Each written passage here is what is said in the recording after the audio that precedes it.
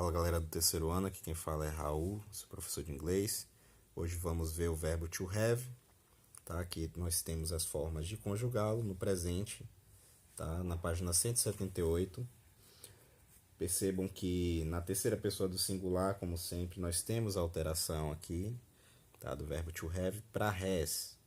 No he, she, it nós temos a alteração para has, ok? Isso só acontece na terceira pessoa do singular. Quando nós vamos para o passado do verbo to have, que lembrando significa ter ou possuir, tá bom? Então, nós fazemos o had, certo? Had. Então, essa é a forma no passado. Gente, só a questão de curiosidade é que as formas no inglês britânico e do inglês americano, para se falar a mesma coisa, elas geralmente são diferentes, tá? É a forma de falar mesmo. Então, nós temos aqui como exemplo essa frase aqui, olha. I have the books. Algo que a gente geralmente fala no inglês americano. I have the books. Eu tenho os livros. Só que a forma no inglês britânico seria I've got the books. Elas são equivalentes. Não significa que se eu chegar nos Estados Unidos e falar I've got the books, ninguém me entenda.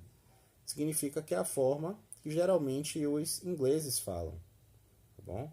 Então, quando eu quero falar que eu tenho os livros, eu tenho algo, no sentido de obter, então nós falamos I've got something, eu tenho alguma coisa, tá bom? Então, para formar sentenças interrogativa, negativa ou interrogativa negativa, usamos os auxiliares. Lembram dos auxiliares? Do, does e did. Tá? O does é para a terceira pessoa e did para o passado. Nós temos aqui alguns exemplos, não é? Do you have a pencil? É uma pergunta. Don't you have a pencil? É uma pergunta negativa. Você não tem um lápis? You don't have a pencil. Tá aí uma negativa, certo? Então, nós vemos aqui que há semelhanças e diferenças na questão do inglês britânico e inglês americano, tá? A semelhança é porque quando a gente chega lá no local, se a gente quiser falar da outra forma, eles vão entender. Agora, não é algo que eles tenham a mesma forma de falar. Lá eles têm uma forma, aqui nós temos outra forma. Bom, outra curiosidade sobre o verbo to have é que quando ele está no sentido de possuir, ele vai ser o verbo principal. Geralmente ele é um auxiliar, mas ele passa a ser principal. Então, tanto o verbo to be quanto o to have, eles são auxiliares dos verbos seguintes, quando vão se tornar compostos, ou seja, com mais de um verbo. Então, além do seu uso como sinônimo de possuir, o verbo ter, to have, pode ter outros empregos. Quais seriam? Indicar ações e experiências. Nós temos, por exemplo, have a nice day, tenha um bom dia, ou seja, que sua experiência de dia seja boa. Why don't we have a drink? Por que nós não tomamos um suco? Por que nossa ação não vai ser essa? Tomar um suco, tomar um drink. Por que nossa ação não vai ser essa? Então, indica, assim, ações e experiências, tá?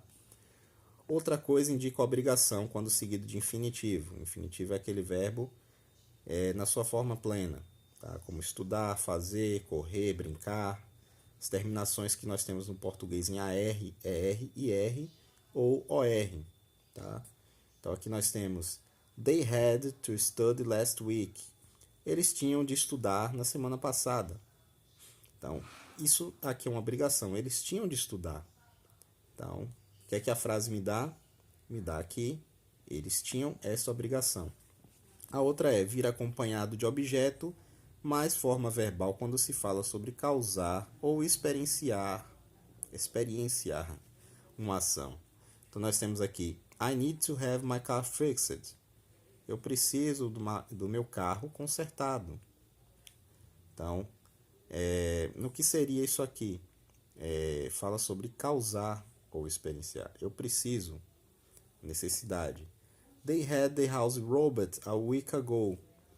Eles tiveram sua casa roubada há uma semana atrás. Então, a experiência foi essa. A casa deles foi roubada. Então, vemos aqui as várias formas do uso do to have, tá? Que nós podemos utilizar ele, lembrando, como auxiliar e como principal quando está no sentido de possuir algo, tá bom? Se tiverem alguma dúvida, podem me consultar, estou sempre aqui. Esse foi o assunto de hoje, tá bom? Até a próxima.